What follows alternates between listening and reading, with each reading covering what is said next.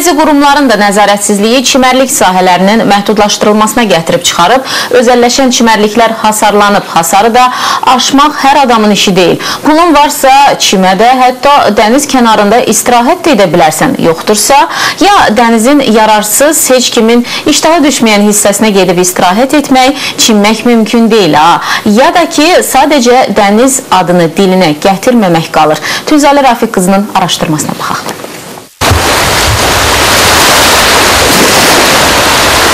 Çimərlik mövsümü yaxınlaşdıqca qızmar yayın istisindən can qutarıb, dəniz kənarında ləpə döyəndə sərinləmək istəyirsən. Bura Buzovna qəsəbəsindəki sahil zolağıdır. Amma hasarla sərhədlənmiş dəniz sanki alınmaz qalıya çevrilib.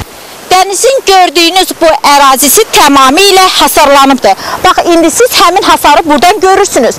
Bütünlüklə 2 kilometrə qədər ərazi daş hasarı alınıbdır.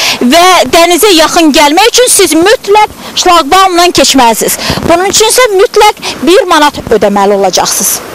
Bura nəzarət edən gözətçi deyir ki, 10 hektarlıq ərazi bir ay sonra istirahət mərkəzi kimi fəaliyyət göstərməyə başlayacaq. Açıqlıq idi bura, keçən illər hasarı alınıb. Qapılar şlaqban var, 3 dənə şlaqban var, girişlər 3 dənə girişi var. Giriş girdi sonra.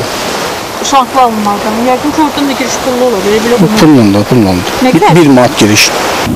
Buzovna sahillərindəki bu vəziyyəti digər Bakı ətrafı kəndlərdə də görmək olar.